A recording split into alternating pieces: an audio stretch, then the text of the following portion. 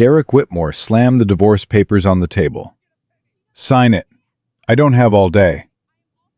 Maya Richardson picked up the cheap plastic pen, the one her mother-in-law had brought from home specifically to humiliate her, and signed without reading a single word. 47 pages. 3 years of marriage. Gone in 30 seconds. Vivian Whitmore laughed so hard her diamond earrings shook. "Finally! Take your little suitcase and go back to wherever you came from." Derek was already texting his 24-year-old mistress. He didn't even watch his wife walk out the door. They thought she was finished. They thought she was nothing. They had no idea that her silence wasn't surrender. It was the countdown to a destruction so complete they would be begging at her feet within 3 years. Comment your city below so I can see how far this story travels. Sign here. The lawyer slid the papers across the mahogany table. His voice was flat, bored. He had done this 1,000 times. Maya Richardson looked at the stack. 47 pages. 3 years of her life reduced to legal jargon and signatures. "Can we speed this up?" Derek Whitmore checked his Rolex, the one Maya had saved 18 months to buy him. "I have a lunch reservation at 1. "Of course, Mr. Whitmore." The lawyer smiled at Derek, then turned to Maya with cold eyes. "Mrs. Whitmore, the prenuptial agreement is clear. You leave with what you came in with. No claim to real estate, no stock options, no spousal support." Maya picked up the pen. "Wait." Vivian Whitmore held up one manicured hand. "Not that pen." She reached into her Hermes bag and pulled out a cheap plastic bic. Blue ink, the kind you buy in packs of 10 at the dollar store. "Use this one." Vivian's smile was razor sharp. "I brought it from home. I thought it would be fitting." "A cheap pen for a cheap—" "Mother," Derek's voice carried a warning. Not because he cared about Maya's feelings. He just wanted this over with. Maya took the cheap pen. She didn't flinch. She didn't blink. She signed. Page 1, page 15, page 47. Her hand never trembled. "That's it?" Vivian leaned forward, hungry for tears that weren't coming. "No begging? No crying? 3 years of living in my son's house, eating his food, wearing clothes he paid for, and you're just going to walk away?" Maya capped the pen and slid the documents back. "We're done here." "Oh, we've been done with you for years." Vivian stood, smoothing her Chanel jacket. "My son just finally woke up. Didn't you, darling?" Derek grunted. He was scrolling through his phone, smiling at something on the screen. Maya knew that smile. She had seen it every night for 8 months. The beach house. Derek finally looked up. "You're not going to fight for it? You always loved that place." Maya stood and picked up her purse, a worn leather bag she'd had since college. "I don't want anything from you, Derek." "Nothing?" He almost laughed. "Not your money? Not your houses?" She walked to the door. "And certainly not your pity." "How noble!" Vivian's voice followed her like poison. "Let's see how noble you feel tonight when you're sleeping in your car." "I checked your account, sweetheart. $47. That won't even cover a meal." Maya's hand touched the doorknob. "Goodbye, Derek. I hope she's worth it." She opened the door. "Maya." She stopped. Didn't turn around. Derek's voice had something strange in it. Not guilt. He wasn't capable of that. Something else. Doubt, maybe? Or the first cold finger of fear. "You're really not going to fight?" Maya stood in the doorway, her back straight, her head high. "I already won, Derek. You just don't know it yet." She walked out. The door clicked shut behind her. Vivian stared at the closed door. What did she mean by that? "Nothing." Derek pocketed his phone. "She's just trying to save face. Can we go? Sienna's waiting." She didn't cry. Vivian's eyes narrowed. Not one tear. That's not normal, Derek. When I divorced your father, I cried for 6 months. Maya's not you, Mother. She's... Derek searched for the word. Simple. She probably hasn't processed it yet. Give it a week.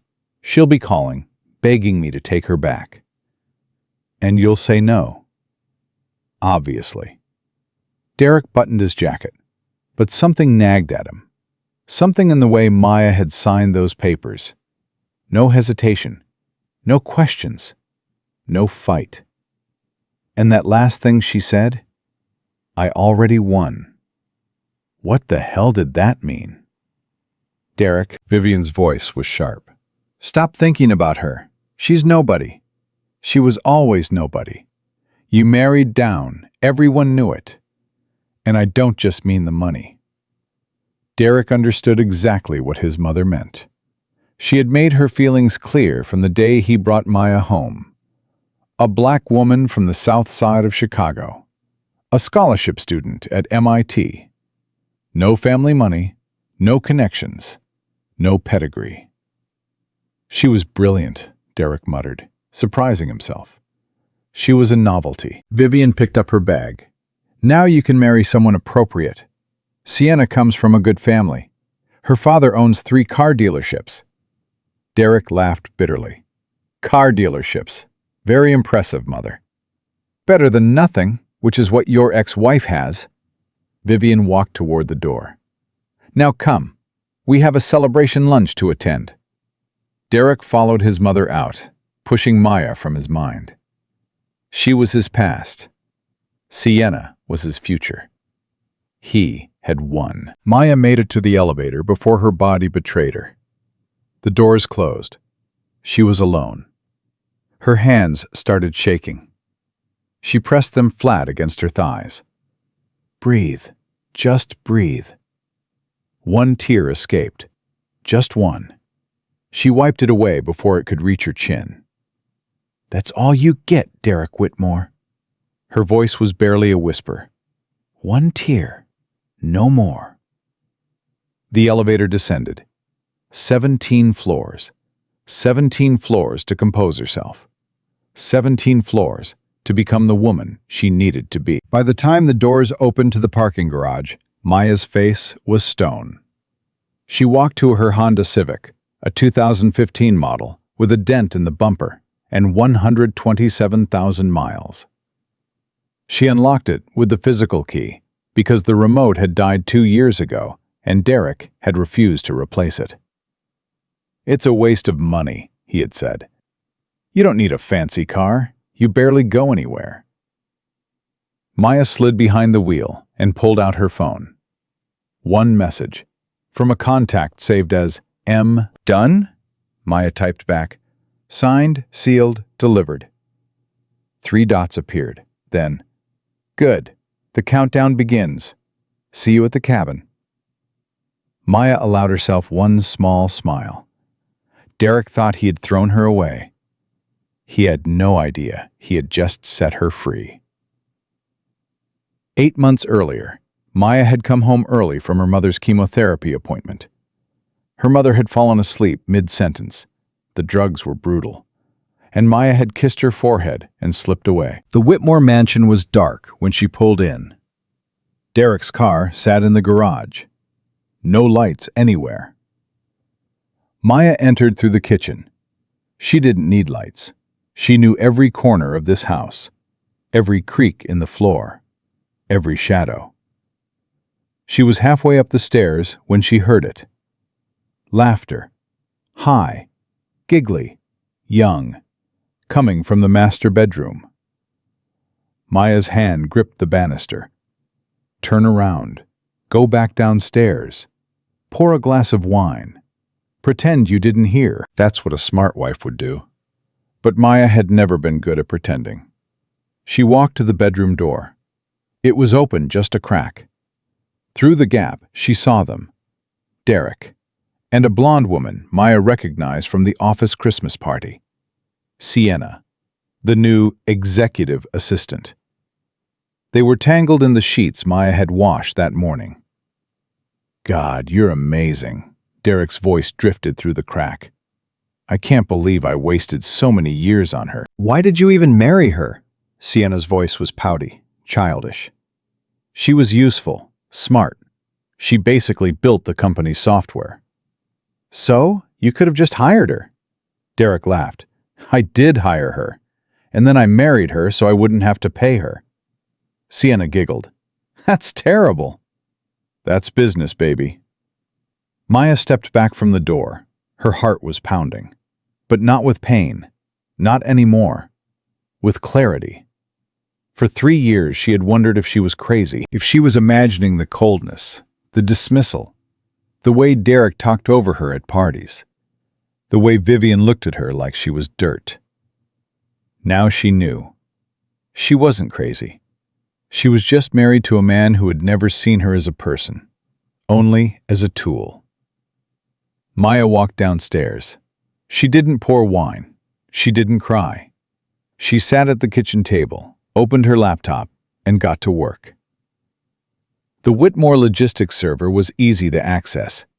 Derek had given her the master password years ago. He'd probably forgotten. Maya downloaded everything. Every file, every contract, every line of code.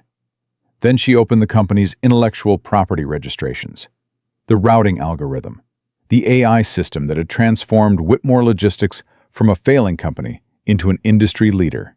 Derek's name was listed as sole inventor. Maya almost laughed. 4 years ago, before they were married, Maya had developed that algorithm as part of her graduate thesis at MIT. Derek's company was drowning. His father had just died, leaving behind a mountain of debt.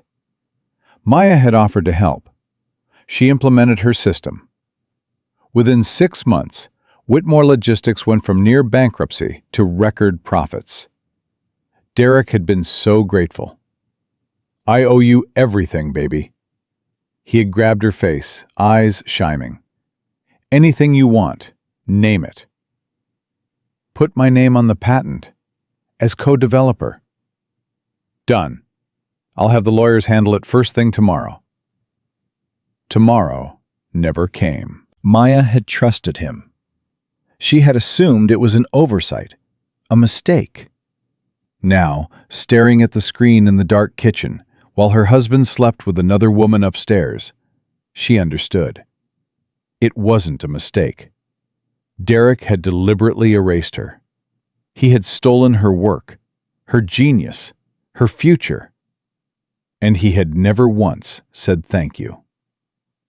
Maya opened a new browser window. She worked until dawn. When the sun came up, she had filed a provisional patent for an improved version of her algorithm, one that made the original obsolete. She registered it under her maiden name, Maya Richardson. Then she walked upstairs, crawled into the guest bedroom, and slept peacefully for the first time in 3 years. She had a plan now. The cabin sat on the shore of Lake Geneva, an hour outside Chicago. Derek had laughed when he signed it over in the divorce. "Take the dump. I was going to demolish it anyway. Consider it charity." Maya stood in front of it now, 3 weeks after signing the papers. The roof sagged, the windows were clouded with age, the porch was rotting. But the land was everything. 2 acres of lakefront property. Privacy, silence, a place where no one would think to look for her. Maya unlocked the door and stepped inside. It smelled of mold and forgotten dreams. She set down her suitcase and pulled out her laptop. "Okay," her voice echoed in the empty room. "Let's build an empire." 3 weeks became 3 months. 3 months became a year. Maya worked 18-hour days. She rebuilt the cabin with her own hands, YouTube tutorials and pure stubbornness. She coded through the nights, improving her algorithm, making it faster, smarter, better. She reached out to contacts from MIT, old professors, former classmates who now worked at Amazon, FedEx, Google. "This routing system," her old advisor said over the phone, "it's revolutionary. It could save shipping companies billions. I know. Maya, why aren't you at a big firm? You could name your price. I'm building something bigger. She licensed her technology quietly. No press, no fanfare. Companies paid millions for access to her system, never knowing that the woman behind it was living in a renovated cabin, eating ramen 3 nights a week. The money accumulated. 1 million, 5 million, 20 million. Maya invested carefully, strategically, and she watched. Back in Chicago, Derek Whitmore's golden life was beginning to crack. Sienna had moved in the day after the divorce was finalized. She redecorated with pink throw pillows and fairy lights.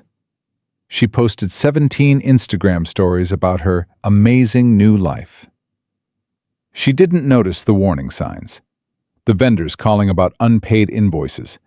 The investors asking uncomfortable questions. The software system glitching more and more often. Maya had left a ticking time bomb inside the company's core code. Not a virus, nothing that obvious. Just a slow degradation. A digital cancer eating the algorithm from the inside. Within 18 months, Whitmore Logistics had lost 3 major contracts. Derek blamed the economy. He blamed his IT team. He blamed everyone except himself. He never once thought to blame Maya. She was just his stupid ex-wife, after all. The woman who couldn't even fight for the beach house. He had no idea she was watching, waiting, counting down. Marcus Wellington called Maya on a Tuesday afternoon. She was on her cabin porch, watching the sun set over the lake. Miss Richardson. His voice was old, distinguished, British. I've been following your work. Maya's heart pounded, but her voice stayed calm. Mr. Wellington, I'm honored. Don't be honored yet. I'm calling because I think you're wasting your potential. You're licensing genius-level technology to companies who don't deserve it. You're hiding in a cabin in Wisconsin. Why? I'm building something. Building what? Maya watched the sun sink below the tree line. Revenge. Marcus was silent for a long moment. Then he laughed, a deep, rich sound. I like you, Miss Richardson. You remind me of myself 40 years ago. Tell me, have you ever heard of Pendragon Industries? Your shipping empire, largest in the Pacific Rim. I'm dying. Maya's breath caught. Liver cancer. I have 2 years, maybe 3. And I have no heir. No one I trust to carry on what I've built.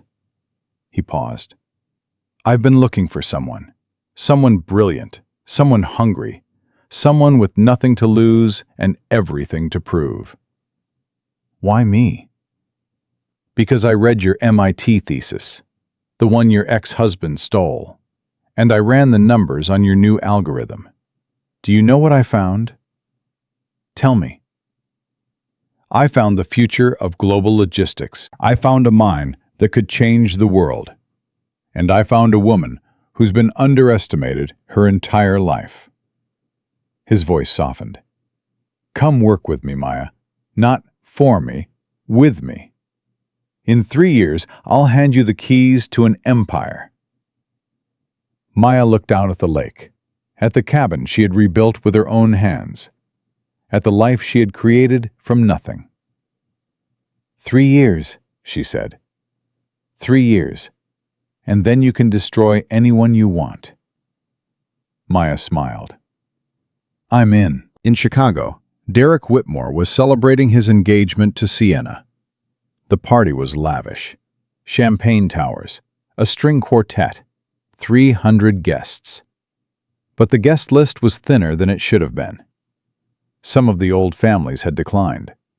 Some investors had scheduling conflicts. Don't worry about it, darling. Vivian waved her hand dismissively. They're just jealous. Derek nodded, but he couldn't shake the feeling that something was wrong. The company's stock had dropped 40% in 18 months. His credit lines were stretched thin. The mansion's mortgage was 3 months overdue. And sometimes, late at night, he thought about Maya. The way she had signed those papers. The way she had walked out without looking back. The strange thing she had said. I already won. What had she meant? Derek shook it off, poured more champagne, kissed his new fiancée. Maya was nobody. She was nothing. She was probably dead in a ditch somewhere. He had won. He had to believe that, because the alternative was too terrifying to consider. Across the country, in a penthouse office overlooking the Pacific Ocean, Maya Richardson sat across from Marcus Wellington.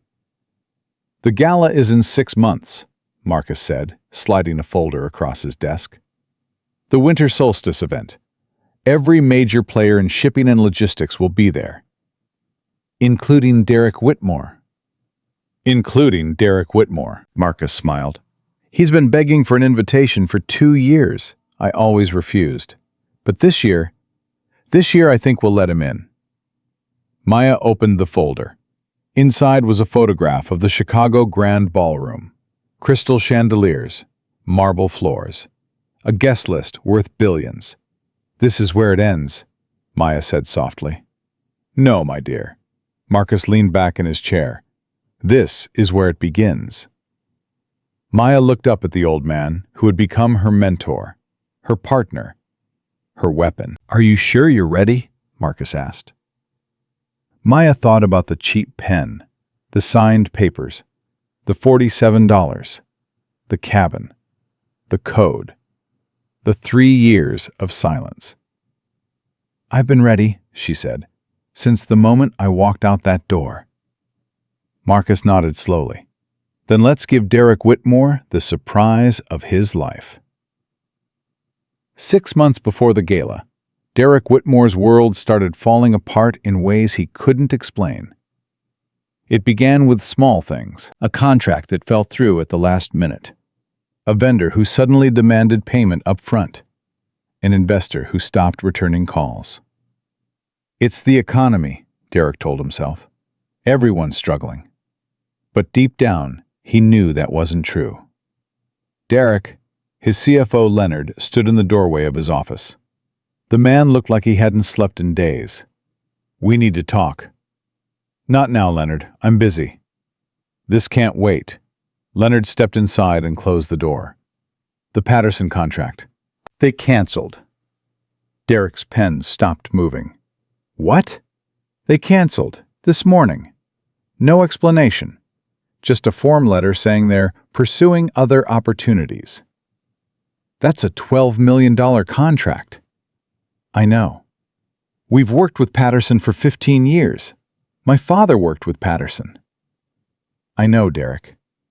Derek stood up so fast his chair slammed into the wall. Get them on the phone, now. I want to talk to Jim Patterson personally. I already tried. He won't take your calls. Leonard hesitated. There's something else. What?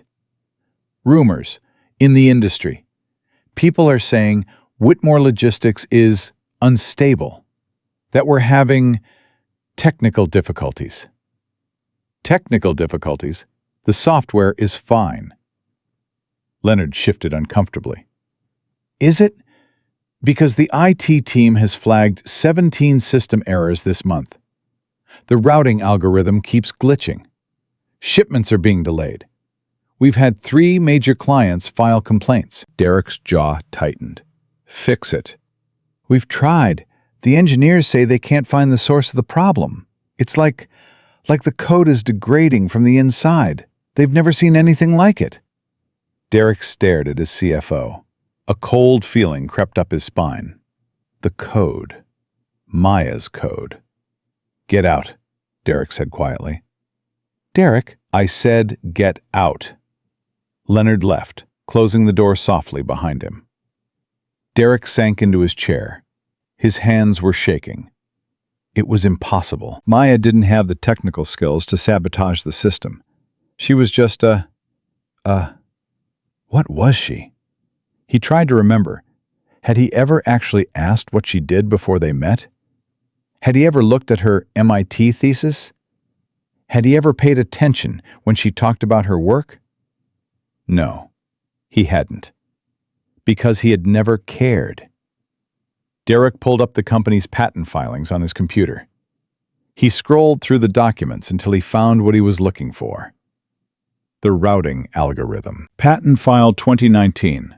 Inventor, Derek James Whitmore. He stared at his own name, and for the first time in 3 years, he wondered if Maya had known something he didn't. Across town, Vivian Whitmore was having lunch at the country club when she heard the name that made her blood run cold. "Did you hear about Marcus Wellington's new protege?" Her friend Martha was practically vibrating with gossip. "They say she's brilliant, some kind of tech genius. He's grooming her to take over Pendragon Industries." "Fascinating." Vivian sipped her wine, bored. "And why should I care about some old British man's business decisions?" "Because of who she is." Martha leaned closer, lowering her voice. "Jennifer from the Wellington Foundation told me. The woman's name is Maya Richardson." Vivian's wine glass froze halfway to her lips. "What did you say?" "Maya Richardson. She's black. Beautiful. Came out of nowhere about 2 years ago. No one knows where she was before that, but apparently she's been working directly with Marcus Wellington, living in his guest house, attending board meetings. Some people are saying she's his heir." Vivian set down her glass very carefully. "That's impossible." "Why?" "Because Maya Richardson is my son's ex-wife. She's a nobody, a charity case. She left our family with nothing but a suitcase and a broken-down car." Martha's eyes went wide. "You're Maya? The quiet one who never talked at parties?" "There must be some mistake. It's a common name." "Jennifer showed me a photo from a Pendragon board meeting." Martha pulled out her phone and scrolled through her messages. "Here." She turned the screen toward Vivian.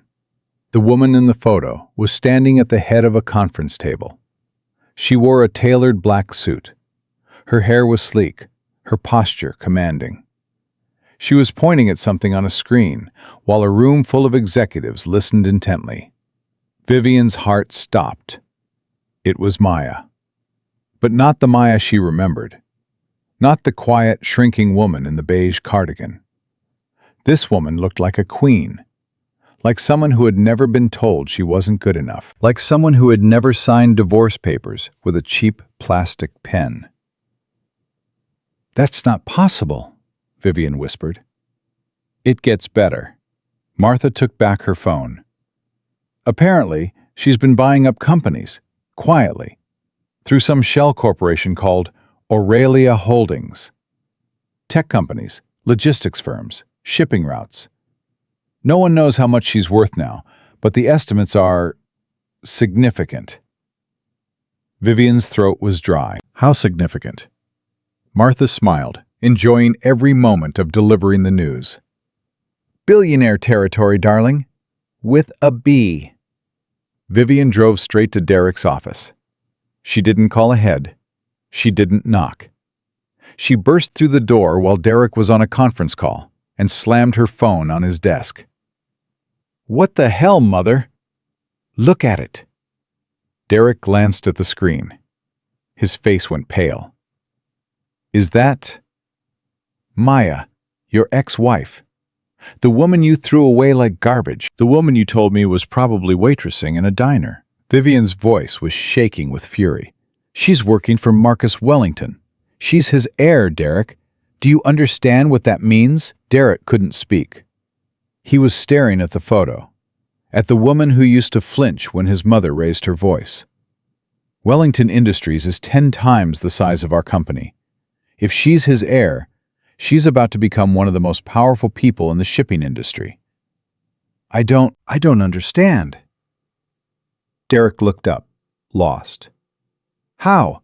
She had nothing. She was nothing." "Clearly, you were wrong." Vivian snatched her phone back. "And now we have a problem." The Winter Solstice Gala. The one you've been begging to attend for 2 years. What about it? Marcus Wellington is announcing his successor at that gala.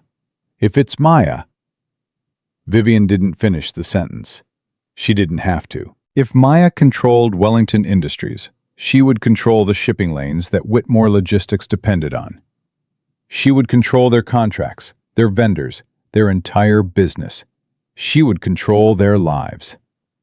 I need to talk to her, Derek said suddenly. He stood up, grabbing his jacket. I need to explain, to apologize. She loved me once. She'll listen to me. Don't be stupid, Vivian blocked his path. You can't just show up at Wellington Industries and ask to see the CEO's heir. You'll look desperate. I am desperate, Mother, Derek's voice cracked. The company is failing. The contracts are drying up. The software is falling apart, and now my ex-wife is about to become a billionaire while I'm drowning in debt. What exactly do you suggest I do? Vivian was silent for a long moment. Then she straightened her shoulders. We go to the gala. We haven't been invited. Then we get invited. I don't care how. We get into that room and we make Maya remember who she was. She was your wife. She loved you. That doesn't just disappear. Derek shook his head.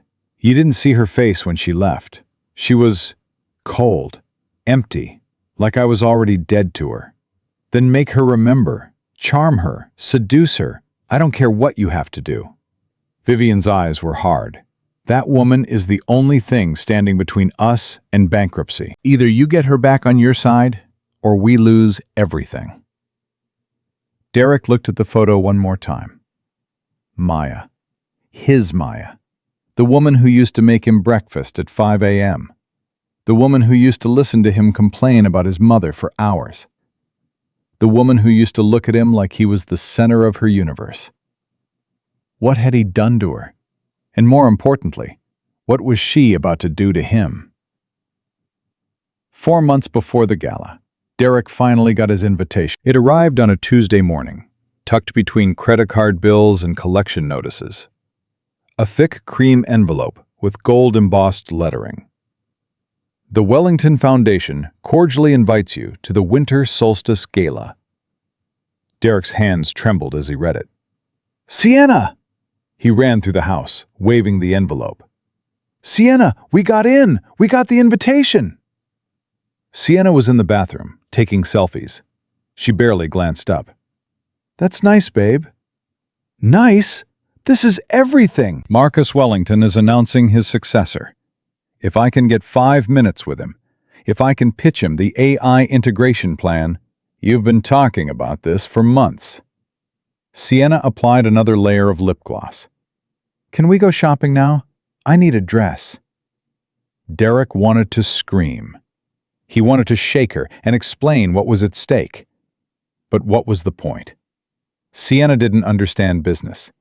She didn't understand survival. Maya would have understood. The thought came unbidden, and Derek pushed it away. Fine, he said. Get whatever dress you want. Just be ready. 3 months before the gala, Derek got the second piece of bad news. What do you mean the credit line is frozen? The bank manager looked uncomfortable. I'm sorry, Mr. Whitmore. The decision came from above. Your company's financial situation has deteriorated. The bank can no longer extend additional credit. I've been a client for 15 years. My father was a client for 30 years before that. I understand, but your debt-to-equity ratio is concerning. Your revenue has dropped 40% in 18 months. And frankly, the manager hesitated. Frankly what? There are rumors in the industry about your software, about your leadership. The bank has to protect its interests. Derek stood up so fast his chair toppled over. Who's spreading these rumors? I want names. I don't have names, Mr. Whitmore. I just know what I hear. The manager stood as well, clearly eager to end the conversation. I'm sorry. Perhaps you could seek financing elsewhere. Derek stormed out of the bank. In his car, he sat for a long time, staring at nothing. His phone buzzed. A text from Sienna. Found the perfect dress. Only $15,000. Putting it on your Amex, okay? Love you. Derek closed his eyes. $15,000 for a dress, while his company was burning. Maya never would have done that. Maya used to clip coupons. Maya used to find ways to save money, to stretch every dollar. Why did he keep thinking about Maya? She was the enemy now. Vivian had made that clear. Maya was coming for them. Maya was going to destroy everything. But part of Derek, a small, terrified part, wondered if maybe he deserved it. 2 months before the gala, Derek discovered the name Aurelia Holdings. He was reviewing contracts late at night, trying to find ways to cut costs, when he noticed something strange. 3 of Whitmore Logistics' smaller competitors had been acquired in the past year. All 3 by the same company, Aurelia Holdings. Derek had never heard of them. He searched online but found almost nothing. A registered LLC in Delaware. No public officers. No website. No press releases. A ghost company. But the acquisitions were real, and the pattern was disturbing. Every company Aurelia bought had one thing in common. They were all connected to Whitmore Logistics. Vendors, partners, competitors. Someone was building a wall around his company. Derek dug deeper. He spent 3 days pulling records, calling contacts, begging former colleagues for information. Most of them wouldn't talk to him anymore. His reputation had fallen too far. But one old friend from business school owed him a favor. Aurelia Holdings? His friend's voice was hushed. Dude, you don't want to mess with them. Why? Who's behind it? Nobody knows for sure, but the rumor is it's connected to Wellington Industries, some kind of subsidiary or shell corporation. Why are you asking? Derek's blood turned to ice. No reason. Thanks for the info. He hung up. Wellington Industries. Maya's new employer. Maya's new empire. Aurelia Holdings. He grabbed a pen and paper, wrote out the letters, rearranged them. Aurelia. His hands started shaking. It didn't spell anything obvious, but the name sounded familiar somehow, like something from a dream or a memory. Then it hit him. Aurelia, the name of Maya's grandmother, the woman who had raised her after her parents died, the woman Maya used to talk about constantly in the early days of their marriage. My grandma Aurelia taught me everything, Maya had said once. She taught me that silence isn't weakness, it's strategy. Derek dropped the pen. Aurelia Holdings wasn't just a shell company. It was Maya's company. She wasn't working for Marcus Wellington. She was Marcus Wellington's partner. And for the past 2 years, she had been slowly, methodically, quietly buying up every piece of Derek's world. The contracts that fell through, the vendors who demanded payment up front, the investors who stopped calling. It wasn't bad luck. It wasn't the economy. It was Maya. She was coming for him, and he had no idea how to stop her. 1 month before the gala, Derek tried to run. We could sell the company, he told Vivian desperately. Liquidate everything. Take whatever we can get and disappear. Start over somewhere else. Don't be pathetic. Vivian paced his office like a caged tiger. Whitmores don't run. Your father would be ashamed. My father is dead, Mother. And if we don't do something, we'll be dead too. Financially, at least. We go to the gala. We face her. We remind her of her place. Her place? Derek laughed bitterly. Mother, she's about to become the most powerful woman in the shipping industry. She doesn't have a place anymore. We do. And it's underneath her heel. Vivian slapped him. The sound echoed through the office. Listen to me. Vivian's voice was low and dangerous. That woman was nothing when you married her. She will be nothing again. Do you understand? People like us don't lose to people like her. Derek touched his cheek where she had struck him. What does that mean? People like her? Vivian's lip curled. You know exactly what it means. Yes, Derek knew. He had always known. It was why he had married Maya in the first place.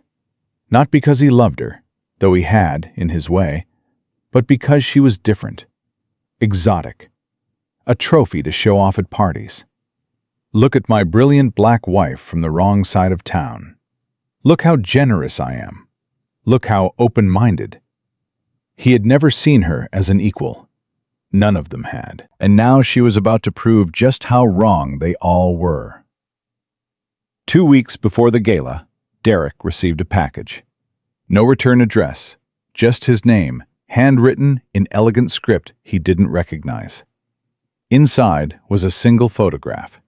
The cabin by Lake Geneva. The dump he had given Maya in the divorce. But it wasn't a dump anymore. The photo showed a beautiful renovated home, all gleaming windows and modern architecture. Warm light spilled from inside. A figure stood on the porch, silhouetted against the sunset. Maya. On the back of the photograph, a message was written in the same elegant script. Thank you for this gift. It gave me everything I needed. See you soon. Derek stared at the message until the words blurred. She had rebuilt it. She had rebuilt everything. While he was falling apart, she was rising from the ashes. He crumpled the photograph in his fist and threw it across the room. She's playing with me, he said to the empty office. She's been playing with me this whole time. The intercom buzzed. Mr. Whitmore, your wife is here to see you. Derek almost laughed. His wife. Sienna. The woman who spent $15,000 on a dress while his company burned. Send her in. Sienna bounced through the door, shopping bags swinging from both arms. Babe, I found the most amazing earrings to go with my dress. Only $8,000. And the shoes. You have to see the shoes. Sienna. They're Louboutins, the red bottom ones. You know I've always wanted. Sienna. She stopped, startled by his tone. What? Derek looked at her. Really looked at her. The bleached hair, the fake tan, the vapid smile, the designer bags full of things they couldn't afford. Why did you marry me? Sienna blinked. What? Why did you marry me? Was it love? Or was it this? He gestured at the office, the view, the trappings of wealth that were rapidly disappearing. Babe, you're scaring me. Answer the question. Sienna's face changed. For just a moment, the mask slipped, and Derek saw something cold underneath. I married you because you were a winner, she said quietly. You were rich, powerful, connected. You were going places. She paused. But you're not a winner anymore, are you, Derek? He said nothing. Sienna set down her shopping bags. I've been thinking about us, about our future. She pulled out her phone. My lawyer says I'm entitled to half of everything in a divorce.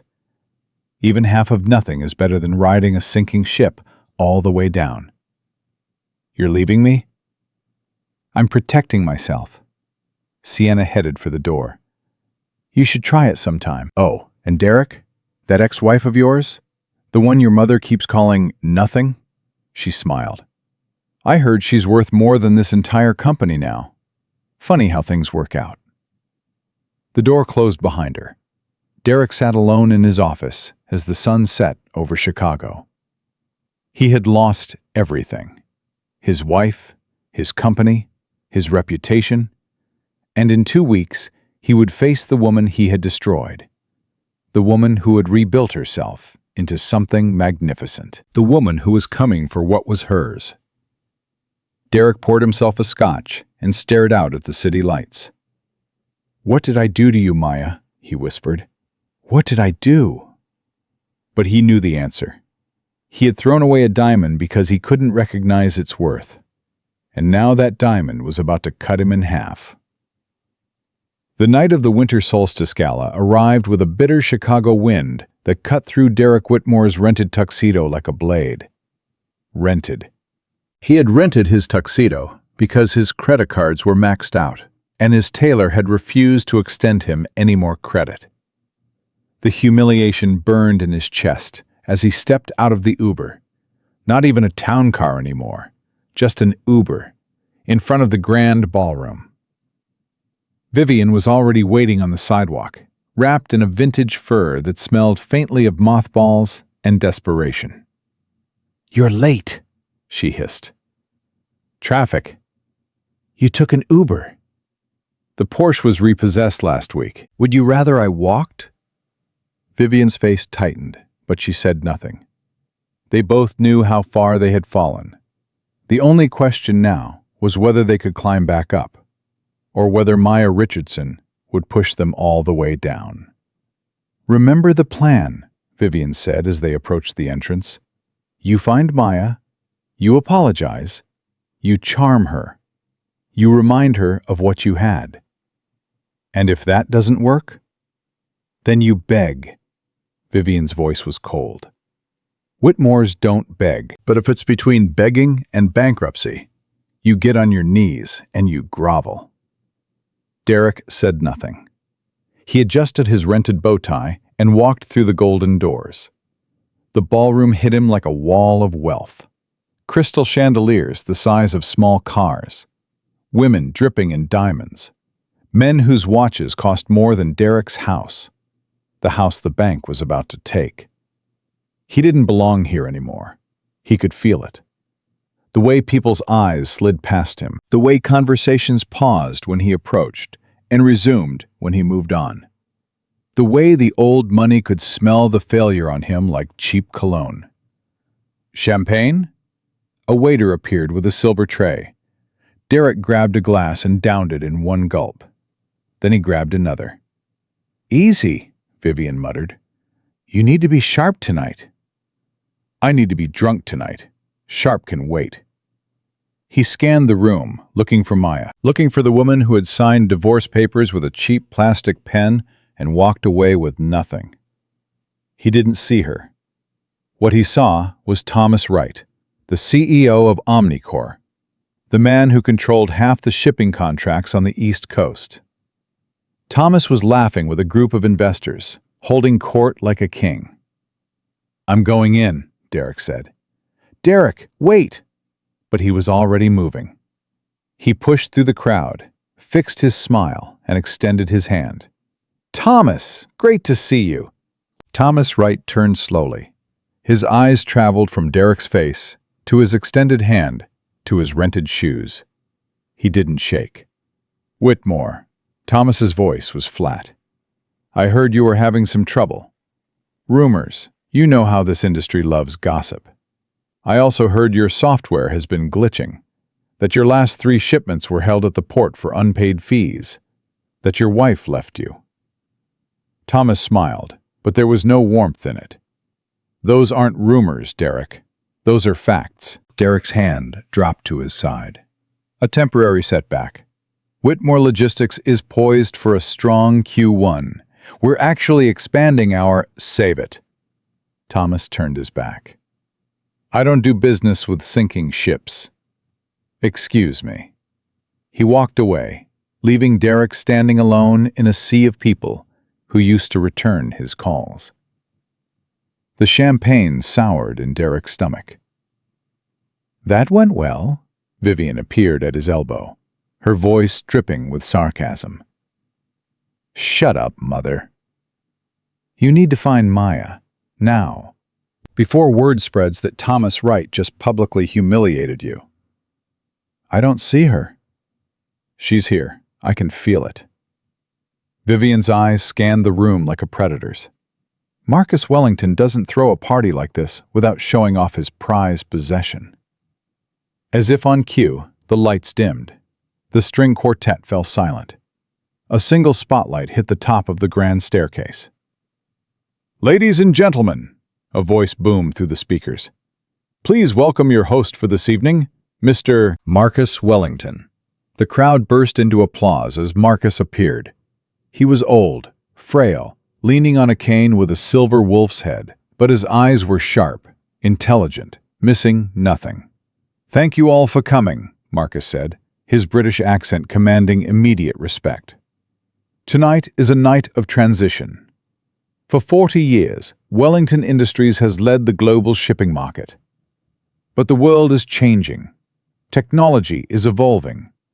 And an old man like me must know when to pass the torch." Derek's heart hammered against his ribs. This was it, the announcement. "I have spent the last 3 years searching for a successor," Marcus continued. "Someone brilliant, someone ruthless, someone who understands that the strongest steel is forged in the coldest fire."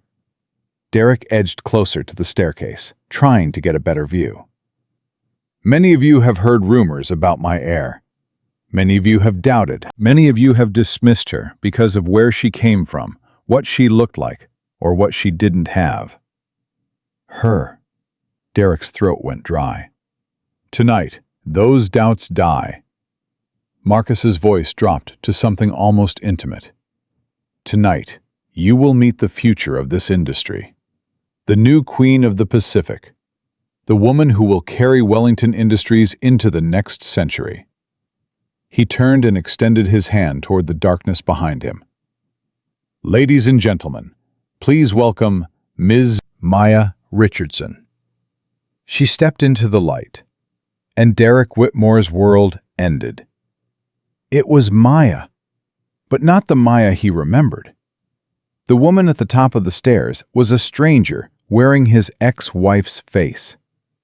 She wore a gown of deep emerald green that caught the light like liquid jewels. Her dark skin glowed against the fabric. Her hair, once thrown into messy buns, now cascaded down her back in sleek waves. Around her neck sat a diamond necklace so massive it looked like something from a museum. The Star of the North, Derek realized with a jolt, a piece worth more than everything he had ever owned combined. But it was her eyes that stopped his heart. Cold, clear, predatory. She looked down at the crowd the way a lion looks at a herd of gazelles. She didn't smile.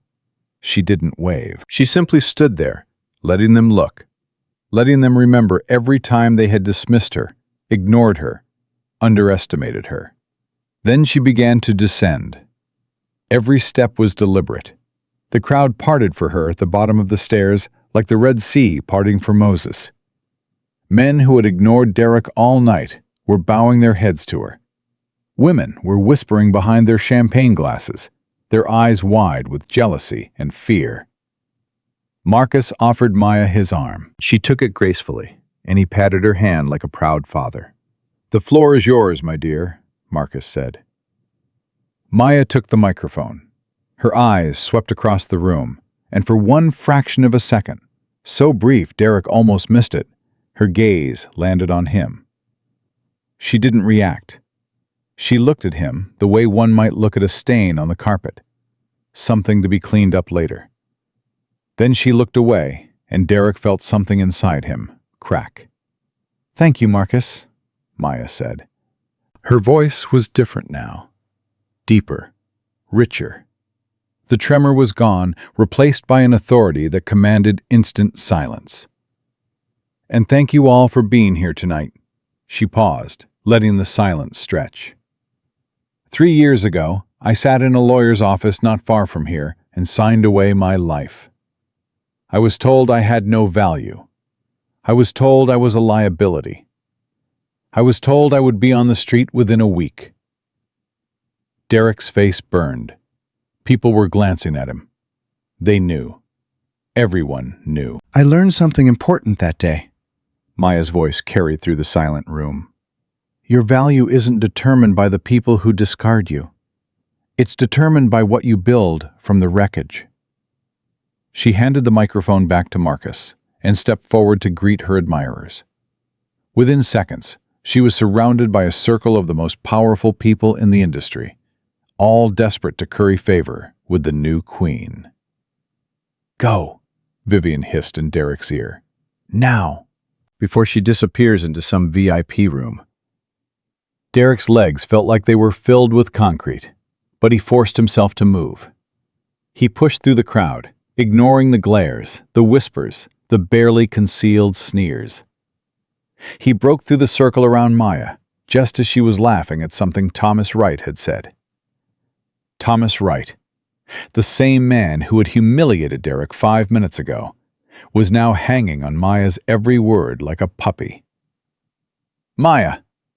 The conversation stopped. Every head turned toward Derek. Maya looked at him slowly. Up close, she was even more devastating. The scent of jasmine and something cold, rain, maybe, or ice, filled his senses. "Mr. Whitmore," she said. Her voice was polite, distant, like she was addressing a stranger who had mistaken her for someone else. "Maya, please." Derek stepped closer, trying to enter her personal space, trying to reclaim some intimacy that had died 3 years ago. "Can we talk? Somewhere private?" "I'm in the middle of a conversation." "It's important." "I'm sure it is." Maya's eyes flickered to Thomas Wright. "Thomas, would you excuse me for just a moment? Mr. Whitmore seems to have something urgent to discuss." Of course. Thomas shot Derek a look of pure contempt before stepping back. Maya turned to face Derek fully. Behind her, 2 massive security guards materialized out of nowhere. "You have 2 minutes," she said. "Maya." Derek put on his most charming smile, the one that used to make her melt. "My God, look at you. You look incredible. I always knew you had this in you." Maya's expression didn't change. "Did you? I seem to recall you telling me I would be on the streets within a week." That was a misunderstanding. The stress of the divorce. You know how it is." He reached out to touch her arm. The security guards moved forward. Derek froze. "Let's skip the nostalgia," Maya said coldly. "What do you want?" Derek swallowed. The charm wasn't working. Time to try a different approach. "Look, I know things ended badly between us. I made mistakes. I see that now. But we were good together once, weren't we? We were a team." "A team." Maya's voice was flat. "Is that what you call it? You took credit for my work. You erased my name from the patents. You let your mother treat me like a servant. And when you got bored, you threw me away like garbage." "I was wrong. I admit it. I was an idiot." "Yes, you were. But I've changed, Maya. I've learned. And I think we could help each other now. Whitmore Logistics and Wellington Industries. A partnership. Think about what we could accomplish together." Maya stared at him for a long moment. Then she laughed. It wasn't the kind laugh. It was the laugh of someone who had just heard the funniest joke in the world. "You want a partnership," she repeated. "You want me to save your company. I want us to work together. For old time's sake." "Old times." Maya stepped closer. Her voice dropped to a whisper that only Derek could hear. "Do you want to know what I remember about old times, Derek? I remember waking up at 5 in the morning to make your breakfast while you slept off your hangovers. I remember rewriting your speeches because you couldn't string 2 sentences together. I remember finding you in our bed with that girl and walking away without a word because I had already stopped caring." Derek's face went pale. "I remember signing those divorce papers with a cheap pen your mother brought specifically to humiliate me. I remember having $47 in my bank account and a suitcase full of clothes and absolutely nothing else." Maya's eyes were black ice. "And I remember promising myself that one day you would know exactly how that felt." "Maya, your 2 minutes are up." She turned to walk away. "Wait." Derek grabbed her wrist. The security guards were on him instantly. Strong hands gripped his arms, yanking him back. "Maya, please." Derek's voice cracked. "I'm sorry. I'm so sorry. I was a fool. I didn't see what I had. Please, you can't do this to me. The company is all I have left." Maya stopped. She turned back to look at him, held in place by security, his rented tuxedo disheveled, his face desperate and sweating. "I'm not doing anything to you, Derek," she said quietly. "I'm just taking back what was mine. The rest," she shrugged, "that's just gravity." What does that mean? Maya reached into her clutch and pulled out a slim leather folder. She opened it. "I reviewed the Whitmore logistics contracts this morning. I found some interesting things. Overcharging clients, delayed shipments marked as weather delays, a CEO using company funds to pay personal mortgages." Derek's blood turned to ice. That's confidential information. It's due diligence. I own your debt now, Derek. Every penny. The business loans, the credit lines, the personal guarantee you signed against the mansion. She snapped the folder closed. As of 9 a.m. tomorrow, I'm invoking the breach clause. Your contracts with Wellington Industries are terminated, effective immediately. You can't. Derek struggled against the guards. You'll bankrupt me. I know. Everything I've built. You didn't build it. Maya's Whitmore? She leaned in close, so close he could smell her perfume. So close he could see the woman he had married buried somewhere beneath the ice. If you ever touch me again, I'll add assault charges to your list of problems. She turned her back on him. The guards dragged Derek toward the exit. He struggled, shouted, called her name, but she didn't look back. She was already deep in conversation with another group of admirers, laughing at something someone said, radiant and untouchable. "Let me go!" Derek screamed. "I'm Derek Whitmore. You can't do this to me." The golden doors flew open. The security guards hurled him onto the wet pavement outside. Derek landed hard, his palms scraping against the concrete. His rented tuxedo tore at the knee. Rain began to fall, soaking him within seconds. The doors slammed shut behind him. He was alone. Inside, through the rain-streaked windows, he could see the party continuing without him. He could see Maya at the center of it all, glowing like a star, surrounded by people who would do anything to be close to her. The woman he had thrown away. The woman who had just destroyed him. Derek sat in the rain for a long time. He didn't cry. He was too shocked for tears. He just sat there, watching his old life through the glass, knowing he would never be allowed inside again. His phone buzzed. A text from Vivian. "What happened? Where are you?"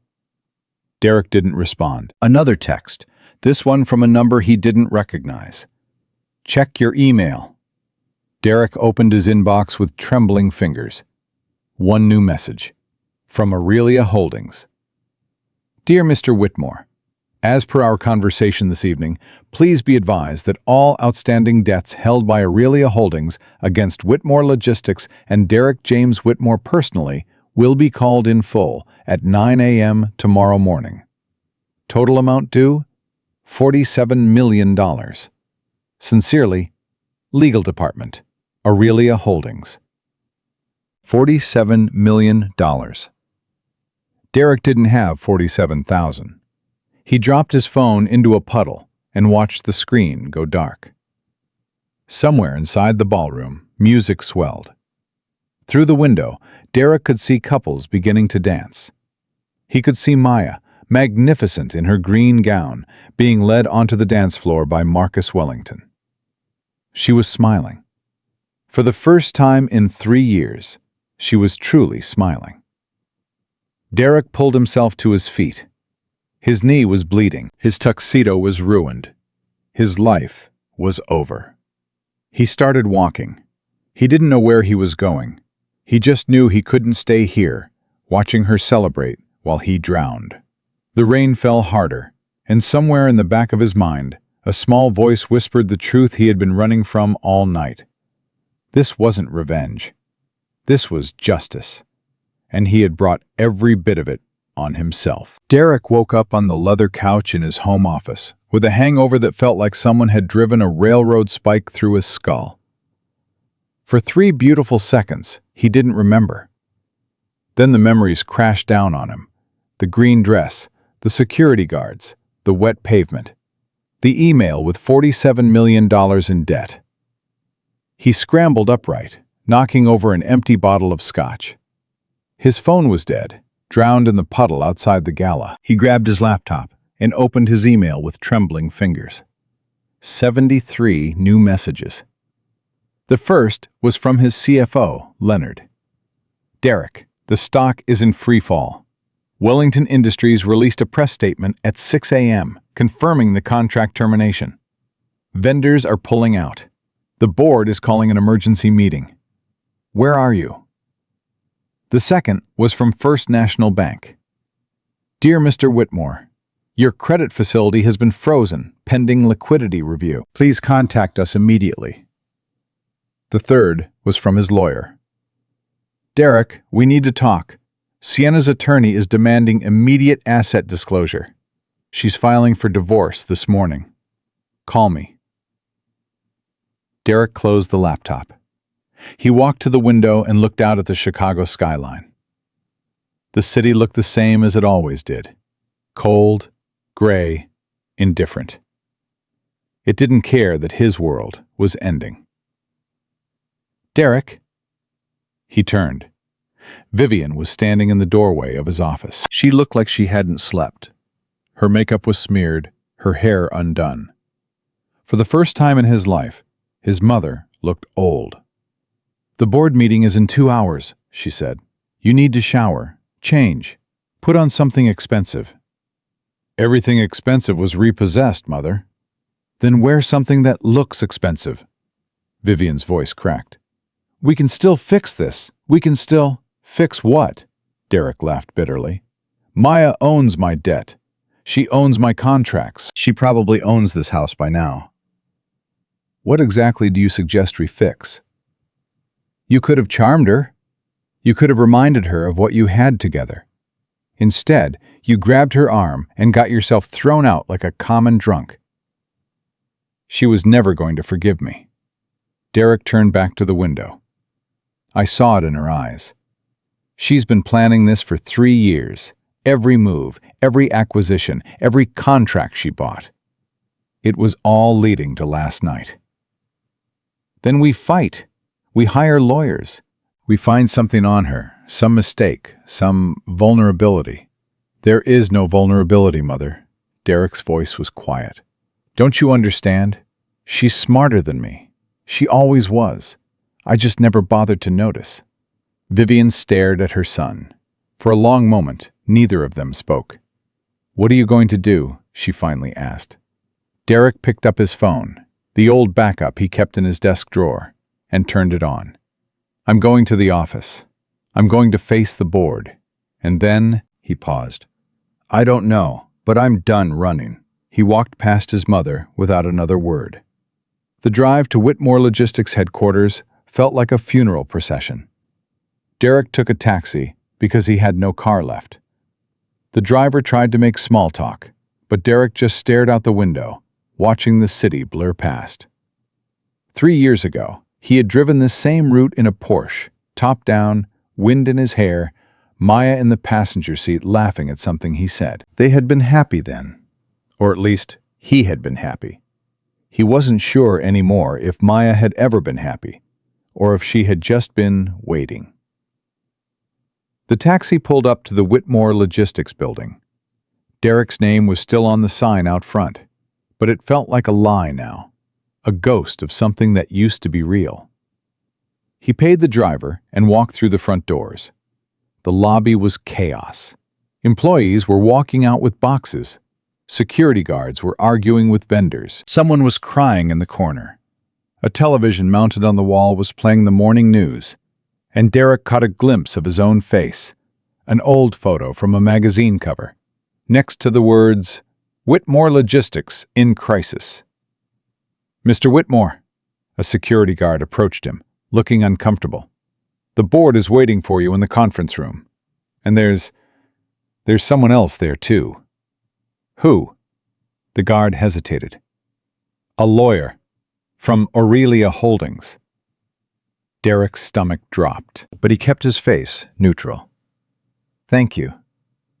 He took the elevator to the top floor. His floor. The floor he had designed to intimidate competitors and impress investors. It felt like a tomb now. The conference room doors were open.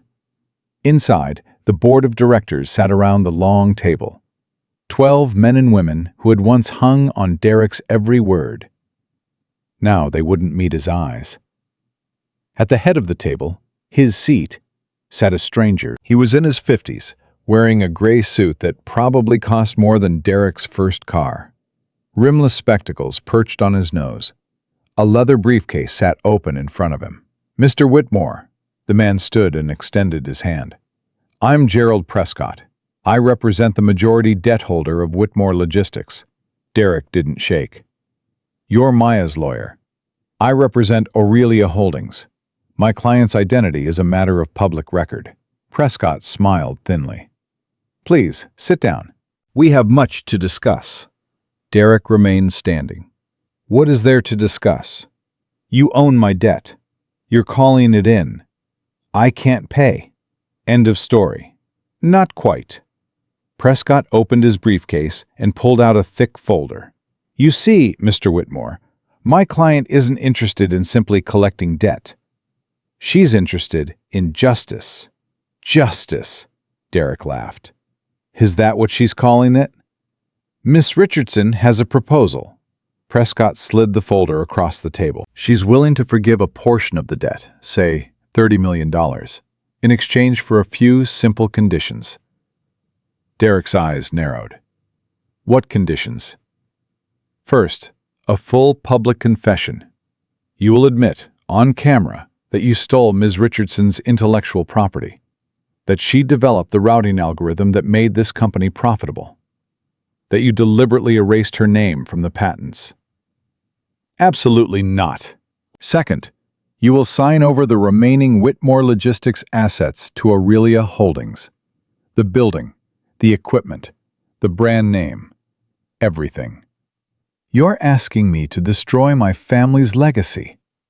"Third, and this is non-negotiable, you will issue a personal apology to Ms. Richardson, in writing, to be published in the Wall Street Journal, the Chicago Tribune, and 3 industry publications of her choosing."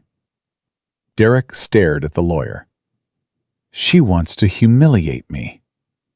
"She wants the truth, Mr. Whitmore. There's a difference."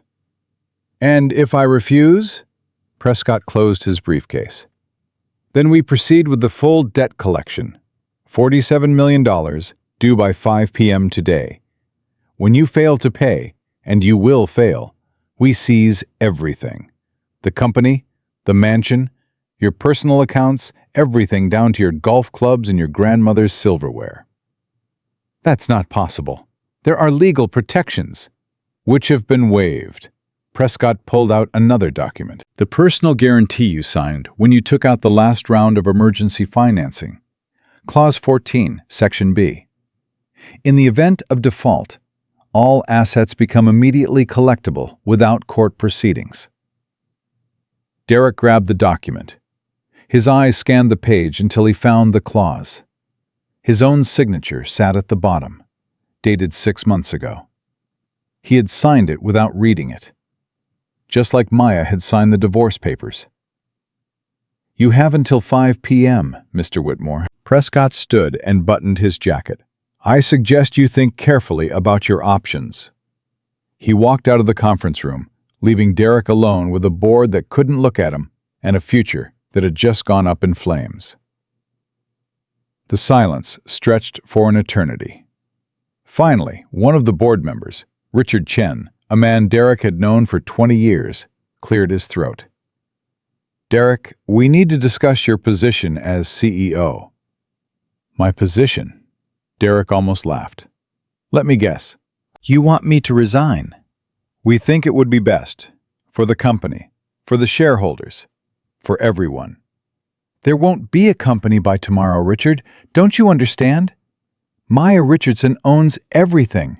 The contracts, the debt, the building we're standing in. Whitmore Logistics is already dead.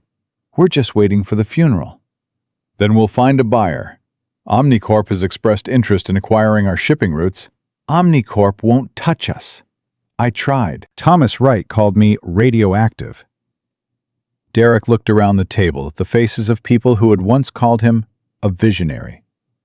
You want to know the truth? The real truth? This company was never mine. The algorithm that made us profitable, Maya wrote it. The contracts I negotiated, she coached me through every one. The speeches I gave at investor meetings, she wrote every word.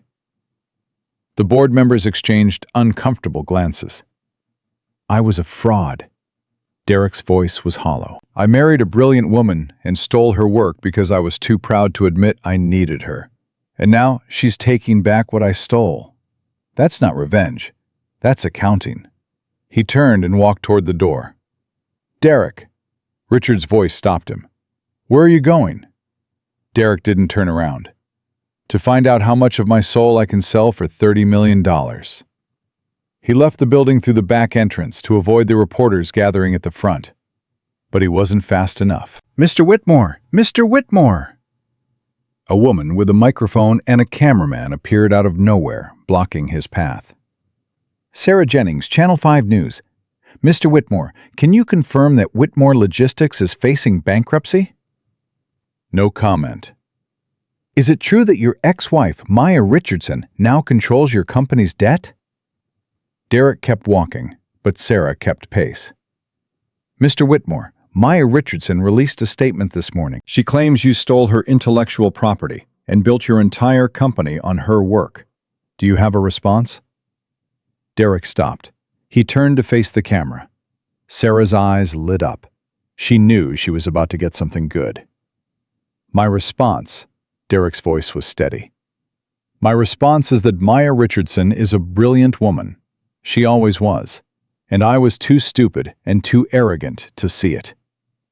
Sarah blinked, clearly not expecting that. Are you admitting to the allegations? I'm admitting that I made mistakes, terrible mistakes, and now I'm paying for them. Derek looked directly into the camera. Maya, if you're watching, and I know you are, I want you to know something. I'm sorry. I know that doesn't mean anything coming from me. I know it doesn't change what I did. But I'm sorry. He turned and walked away before Sarah could ask another question. The taxi ride back to the mansion was the longest of Derek's life. When he arrived, the house was surrounded by moving trucks. Men in uniforms were carrying furniture out the front door. The Italian leather sofas, the antique dining table, the artwork Vivian had collected for decades. What the hell is going on? Derek pushed through the workers to find his mother standing in the foyer, clutching a jewelry box to her chest. They came an hour ago. Vivian's voice was shaking. With documents. They said the house belongs to Aurelia Holdings now. They said we have until midnight to vacate. That's not possible. The deadline was 5 p.m. They accelerated it. Vivian thrust a paper into his hands. Something about breach of agreement. I don't understand, Derek. I don't understand how this happened. Derek read the document. His eyes caught on one phrase. In response to Mr. Whitmore's unauthorized public statements regarding company matters. The interview. The apology he had given on camera. Maya had been watching, and she hadn't liked what she saw. She's punishing me. Derek crumpled the paper. I tried to apologize, and she's punishing me for it. What do we do? Derek, what do we do? For the first time in his life, Derek didn't have an answer. His phone buzzed. A text from an unknown number. I saw the interview. Touching. But I don't want your apology on the news. I want it in person. Pendragon Tower, 7 p.m. Come alone. M. Derek stared at the message. Maya wanted to see him. Face to face, alone. This was either a second chance or a final execution. Derek couldn't tell which. I have to go somewhere, he said. Go? Go where? Derek, they're taking everything. I know, Mother. He looked at Vivian, at the woman who had taught him that people like Maya were beneath him, that charm and pedigree mattered more than substance, that winning was the only thing that counted. I know they're taking everything, and maybe that's exactly what we deserve. He walked out the front door, past the moving trucks, past the remnants of his old life. He had nothing left to lose, which meant he had nothing left to fear. The Pendragon Tower rose 50 stories above the Chicago skyline, a monument to old money and new power. Derek stood at the base, looking up at the building that Maya now called home. The irony wasn't lost on him. 3 years ago, she had walked out of his mansion with one suitcase. Now she owned a building that made his mansion look like a garden shed. He took a deep breath and walked through the revolving doors. The lobby was all marble and gold, staffed by security guards who looked like they could bench press a small car. Derek approached the front desk. "I'm here to see Maya Richardson. She's expecting me." The guard consulted a list. "Mr. Whitmore, yes, you're expected. Take the private elevator to the penthouse. Ms. Richardson will meet you there." The elevator was silent and fast. Derek watched the floor numbers climb, 30, 40, 50, until finally the doors opened onto a private foyer. Maya was waiting for him. She had changed out of the green gown from the gala. Now she wore simple black, elegant slacks, a silk blouse, minimal jewelry. She looked like a woman who didn't need to prove anything to anyone. "You came," she said. "You summoned." "I invited. There's a difference." Maya turned and walked deeper into the penthouse. "Come. We have things to discuss." Derek followed her into a living room that probably cost more than his entire company had been worth at its peak. But he didn't notice the furniture or the view. He only noticed Maya, the way she moved, the way she held herself, the way she had become someone he didn't recognize. "Sit," Maya said, gesturing to a chair. Derek sat. Maya remained standing. She walked to a bar cart and poured 2 glasses of whiskey. She handed one to Derek. "Drink. You look like you need it." Derek took the glass but didn't drink. "Why am I here, Maya? If you wanted to destroy me, you've already done it. The company's gone. The house is gone. My reputation is gone. What else do you want?" Maya sat down across from him. She swirled her whiskey, watching the amber liquid catch the light. "I watched your interview," she said finally. "The apology. And? It was unexpected. I thought you would deny everything, blame me, call me vindictive or crazy. That's what men like you usually do." "Men like me?" Derek's voice was bitter. "You mean failures?" "I mean cowards." Maya's eyes met his. "But that interview wasn't cowardly. It was honest. And I haven't seen you be honest in a very long time." "What do you want, Maya? Just tell me. I'm too tired to play games."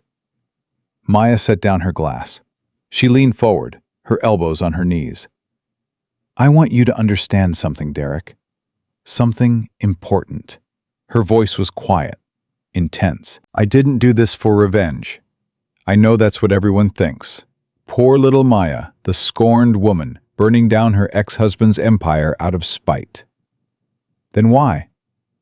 "Because you stole from me." Maya's voice hardened. "Not just the algorithm. Not just the patents. You stole my future. You stole my identity. For 3 years, I sat in that house while you told the world you were a genius, and I was a trophy wife who couldn't even give you children." Derek flinched. "Every interview you gave, every magazine cover, every award you accepted, that was supposed to be mine. I built that company. I wrote that code. I did everything except sign my name, because you convinced me that your name was good enough for both of us." "I know." Derek's voice was barely a whisper. "I know, Maya, and I'm sorry.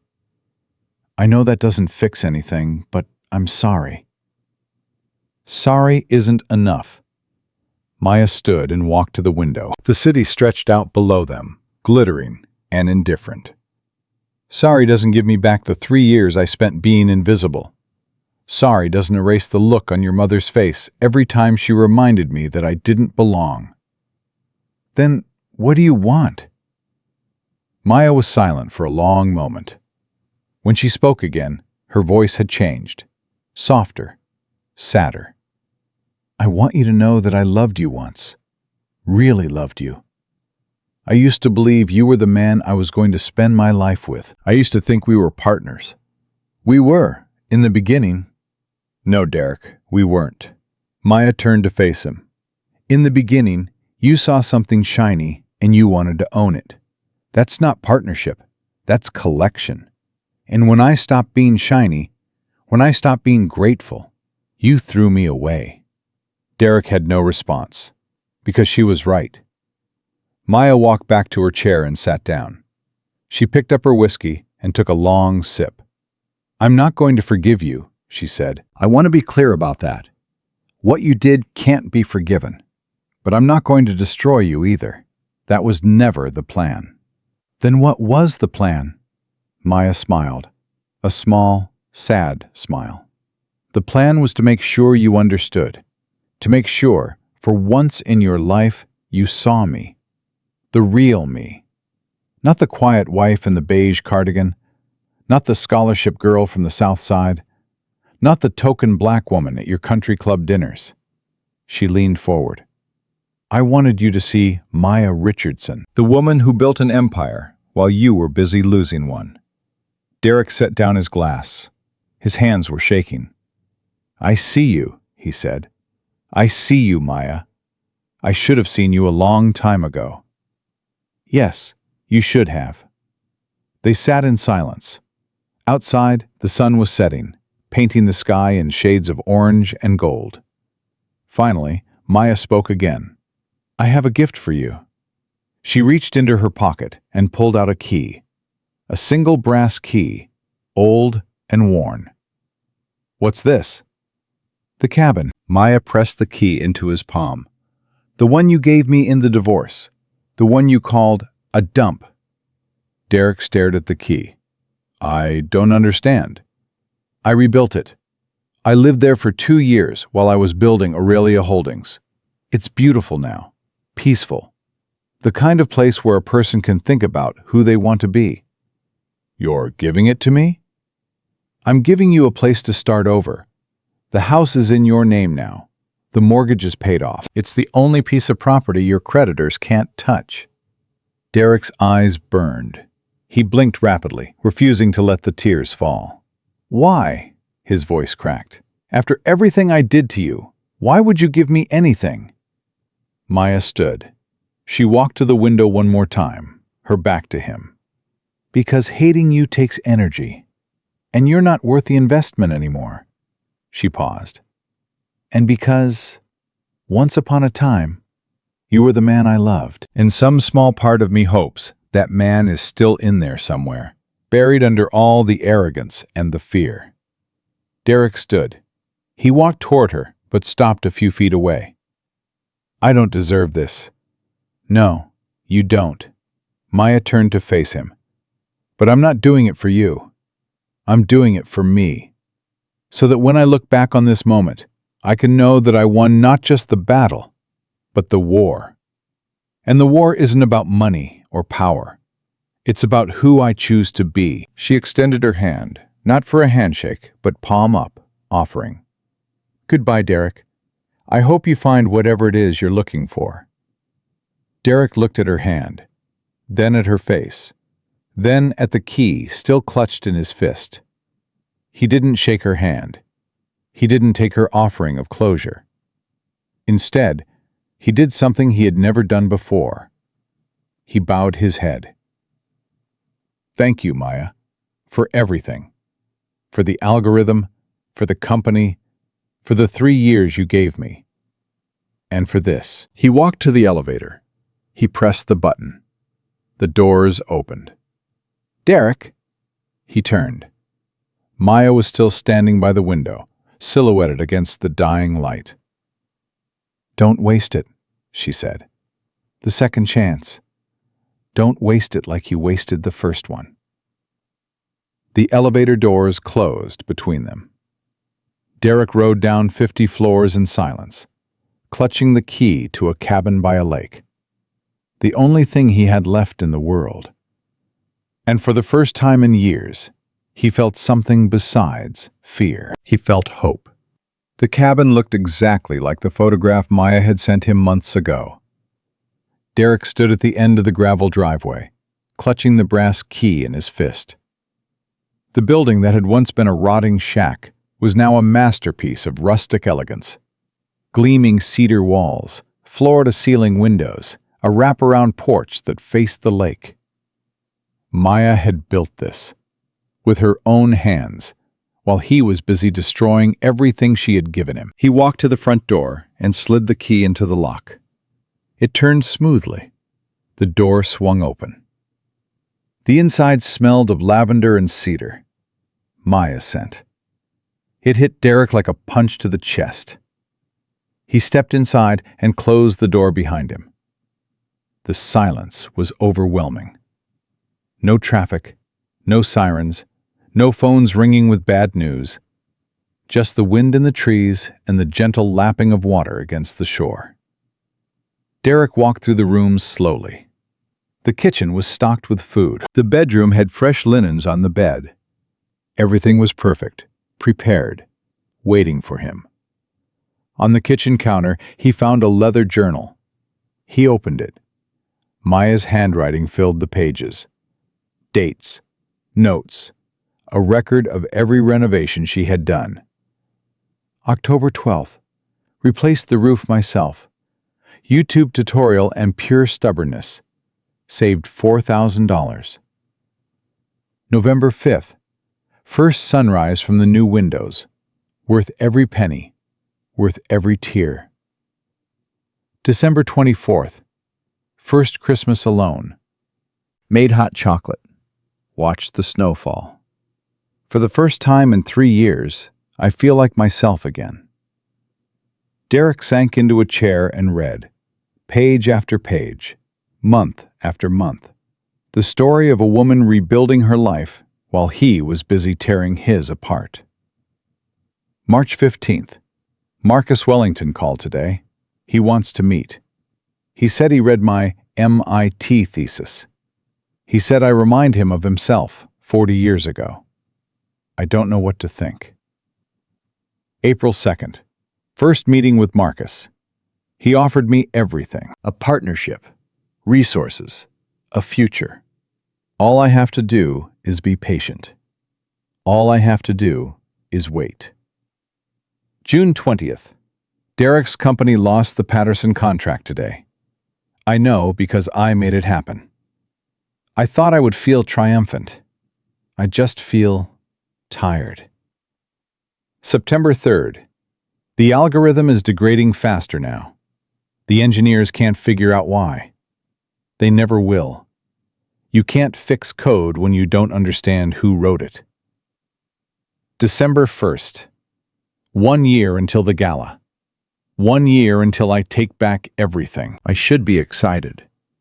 Instead, I'm sitting on this porch, drinking wine, wondering if any of it matters. Will destroying Derek give me back the years I lost? Will it heal the wound his mother carved into my soul every time she looked at me like I was dirt? December 2nd. Answer: no. But I'm going to do it anyway. Not for revenge, for closure. For the woman I used to be, who deserved so much better than what she got. Derek closed the journal. His hands were shaking. His eyes were burning. He had never known. He had never bothered to ask. While he was celebrating his freedom with Sienna, Maya was here, alone, rebuilding herself from the ground up. And she had won.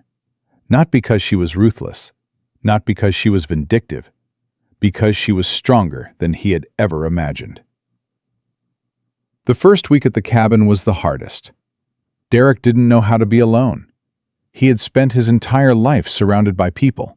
Assistants, employees, investors, family. The silence of the lake house was deafening. He tried to fill it with television, but the news only reminded him of his failure. He tried alcohol, but the hangovers made the silence worse. He tried sleeping, but his dreams were filled with Maya's face, not the cold face from the gala, but the soft face from their wedding day, the face of a woman who had looked at him like he was her whole world. On the 8th day, he found the letter. It was tucked inside the back cover of Maya's journal, in an envelope with his name on it. He didn't know how he had missed it before. Maybe he hadn't been ready to see it. He opened it with trembling hands. Derek, if you're reading this, it means you actually came to the cabin.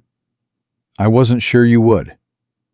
Pride is a powerful thing, and you always had more than your share. I'm not going to pretend this letter is easy to write. Part of me still hates you. Part of me will probably always hate you for what you did, for what you took, for the years I can never get back. But there's another part of me, a part I didn't know existed until recently, that feels something else. Not forgiveness, not love. Something closer to release. You were the worst thing that ever happened to me, Derek. But you were also the catalyst for the best thing. If you hadn't broken me, I never would have learned how strong I could be. If you hadn't stolen my work, I never would have been forced to create something even better. If you hadn't thrown me away, I never would have found Marcus, or Aurelia Holdings, or the life I have now. So in a strange way, I have to thank you. You showed me exactly who I didn't want to be, and that clarity is worth more than any apology you could ever give. I don't know what you'll do with this second chance. Honestly, I don't know if you deserve one, but I've learned that mercy isn't about what people deserve. It's about who I choose to be. And I choose to be someone who builds, not someone who destroys. The cabin is yours now. The mortgage is paid. The taxes are covered for the next 5 years. It's the only thing the creditors can't touch, because I made sure of it. What you do with this gift is up to you. You can hide here and feel sorry for yourself. You can drink yourself to death and blame me for your problems. Or you can do what I did. Look in the mirror, accept responsibility for who you've become, and decide to be someone different. I hope you choose the third option. Not for my sake, for yours. Because, believe it or not, Derek, I don't want you to suffer forever. I just wanted you to understand, and now that you do, my work is done. Goodbye. For real this time. Maya. P.S. There's a toolbox in the garage. The back fence needs repair. Consider it your first lesson in building something with your own hands. Derek read the letter 3 times. Then he walked to the window and looked out at the lake. The fence. She wanted him to fix a fence. It was absurd. He was Derek Whitmore. He had never fixed anything in his life. He had people for that. But he didn't have people anymore. He didn't have anything anymore. Except this cabin, and a letter from a woman who had every right to destroy him, but chose not to. Derek found the toolbox in the garage, exactly where Maya said it would be. He walked to the back of the property, where a wooden fence had started to lean. He had no idea what he was doing. The hammer felt foreign in his hand. The nails bent when he tried to drive them in. The board split. The fence fell over twice.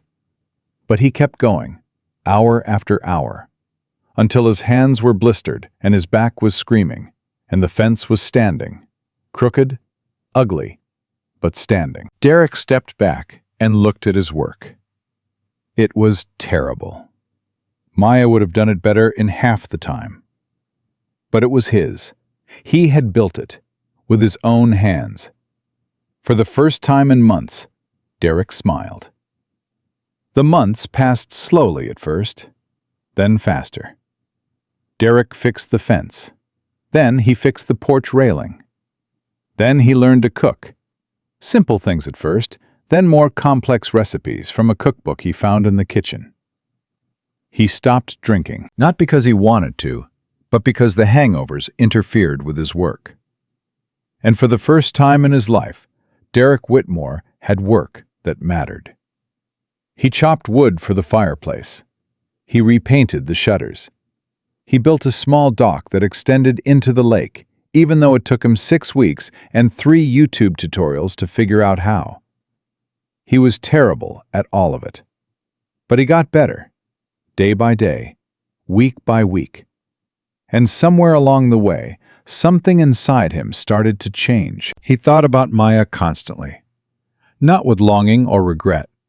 Those feelings had burned away in the first weeks. He thought about her with something closer to awe. She had done all of this, alone, with nothing but determination and a brilliant mind that he had tried to erase. How had he not seen it? How had he married someone so extraordinary and spent 3 years treating her like furniture? The answer, he realized, was simple.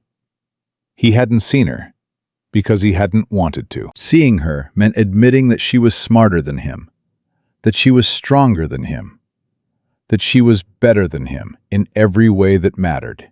And Derek Whitmore couldn't handle that. So he had looked past her, through her, around her, anything to avoid seeing the truth that was standing right in front of him. He had been a coward, his mother's son, a man who measured his worth by the people he could look down on. And Maya had looked up at him and seen him for exactly what he was. 6 months after arriving at the cabin, Derek received a visitor. He was on the dock, fishing, something he had taught himself from a book, when he heard a car pull up the driveway. His first instinct was fear.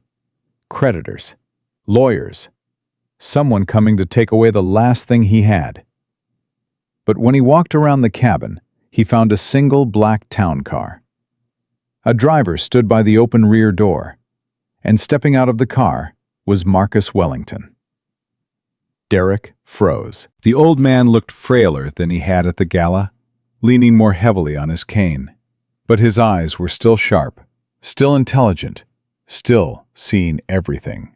"Mr. Whitmore," Marcus's British accent carried across the gravel. "I hope I'm not intruding."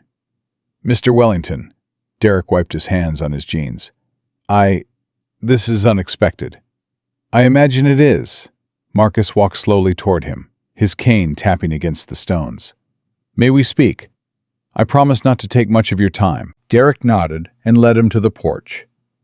They sat in the wooden chairs Maya had built, another detail Derek had learned from her journal. "I've been watching you," Marcus said without preamble. "From a distance. Maya has kept me informed." Derek's heart clenched. "Maya talks about me?" "Occasionally. She mentioned you fixed the back fence. Said it was crooked but functional." Marcus smiled. High praise coming from her. Derek didn't know what to say.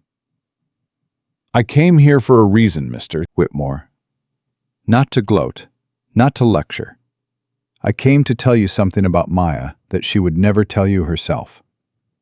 Marcus leaned forward, his eyes locked on Derek's. "When she first came to me, 3 years ago, she was broken. Not in the obvious ways.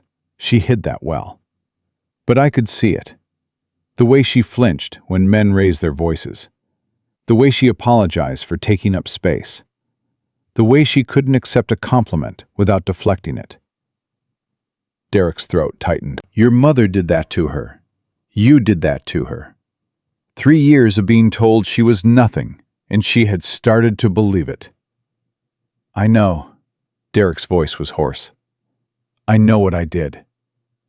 "Do you?" "Because what I saw at the gala, what I saw when she stood at the top of those stairs and looked down at everyone who had ever dismissed her, that woman didn't exist when I met her. That woman was built, piece by piece, day by day, from the ashes of the woman you destroyed." Marcus paused, letting the words sink in. "Maya didn't become powerful to hurt you, Derek. She became powerful to prove to herself that she could. You were never the point. You were just the catalyst. Derek stared at the lake. Then why did she give me the cabin? Why give me anything? Because that's who she is. Marcus stood, using his cane for support. Maya Richardson doesn't destroy people. She outgrows them. The cabin, the letter, the second chance, those aren't gifts to you. They're proof that she's moved on. Proof that you don't have power over her anymore. He began walking back to the car. Mr. Wellington. Derek's voice stopped him. Why did you really come here? Marcus turned. For a long moment, he studied Derek with those penetrating eyes. Because Maya asked me to. She asked you to visit me? She asked me to see if you had changed, if you had learned anything, if the man who emerges from this cabin might be worth something someday. Marcus smiled slightly. I'll tell her what I found. And what did you find? Marcus looked at Derek, at his calloused hands, his simple clothes, his sun-weathered face, at the crooked fence in the backyard, and the dock he had built with his own labor. I found a man who is finally learning what Maya knew all along, that your worth isn't measured by what you own. It's measured by what you build. He climbed into the town car. Goodbye, Mr. Whitmore. I don't expect we'll meet again, but for what it's worth, I think there's hope for you yet. The car pulled away, leaving Derek alone with the lake and the silence and the woman's voice echoing in his memory. 1 year after arriving at the cabin, Derek Whitmore was unrecognizable. His designer suits were gone, replaced by flannel shirts and work boots. His manicured hands were rough with calluses. His arrogant posture had softened into something humbler, quieter. He had learned to cook, to fix things, to be alone with his thoughts without reaching for a bottle or a distraction. He had read Maya's journal so many times the pages were starting to wear thin. Not to wallow in guilt, though that came too, but to understand. To see the world through her eyes. To learn what she had learned in these same rooms, on this same porch, looking at this same lake. He had written letters, dozens of them, to investors he had cheated, to employees he had mistreated, to his mother, explaining why he wouldn't be coming home. And finally, after 12 months of silence, he had written to Maya. Not to apologize again, he had done that enough. Not to ask for forgiveness, he knew he didn't deserve it. Just to thank her. Dear Maya, I've been at the cabin for a year now. I fixed the fence. You were right, it's crooked. But it's standing. I don't know if you'll read this. I don't know if you care what I'm doing or who I'm becoming, but I wanted you to know that I finally understand what you meant when you said goodbye. You didn't destroy me. You gave me the chance to destroy myself, and then decide what to build from the wreckage. I'm building something now. Slowly. Badly. But building. I don't expect to see you again. I don't expect anything from you.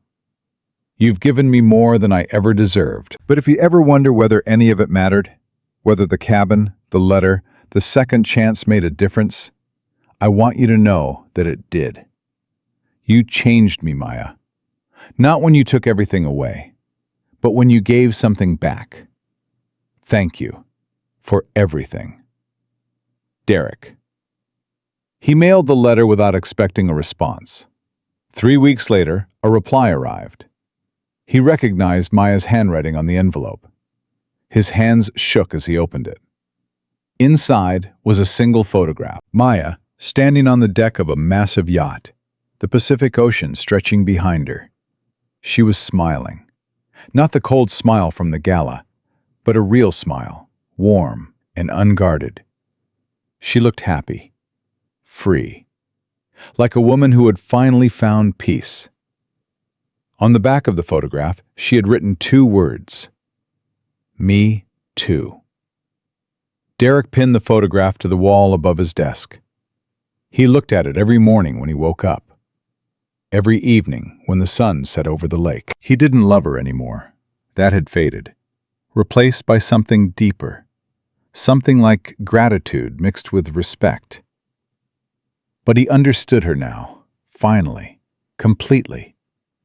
Maya Richardson had been the best thing that ever happened to him, and losing her had been the making of him. 2 years later, Derek Whitmore was still at the cabin.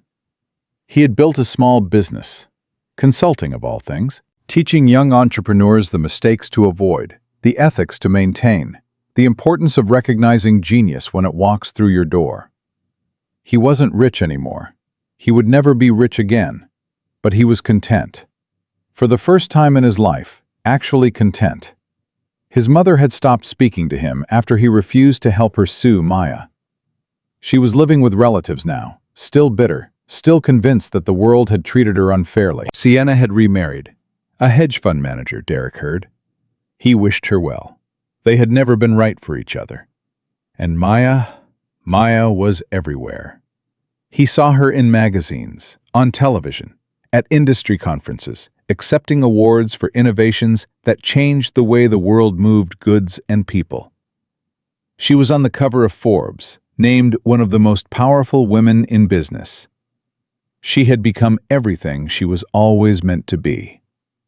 And Derek had become something he never expected. A man who could look in the mirror and not hate what he saw. On the second anniversary of his arrival at the cabin, Derek walked to the end of the dock and sat with his feet dangling over the water. The sun was setting, painting the lake in shades of gold and amber.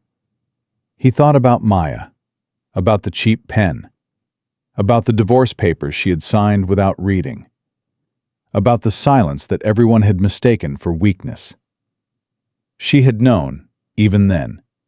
She had known exactly what she was doing, and now, finally, so did Derek.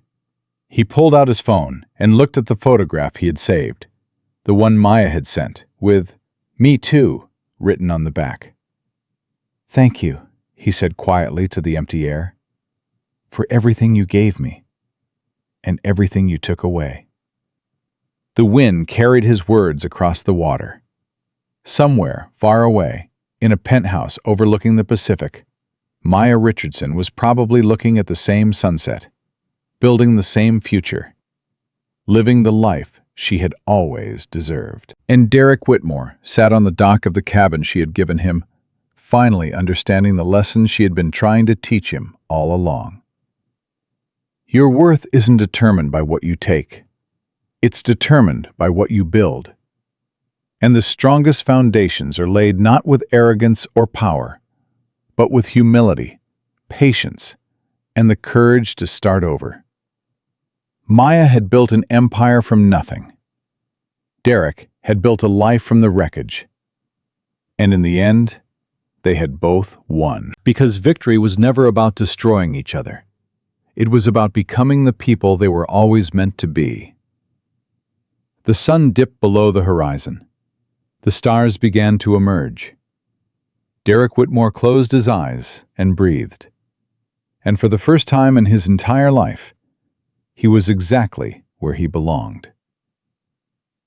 That is the story of how Maya Richardson turned silence into power and weakness into strength. She didn't scream. She didn't beg. She didn't waste a single tear on people who never deserved them. She simply took back what was hers and let gravity do the rest. And Derek Whitmore, the man who threw away a diamond because he couldn't see its worth, finally learned the hardest lesson of his life. Never mistake silence for surrender. Never underestimate a woman who walks away without looking back.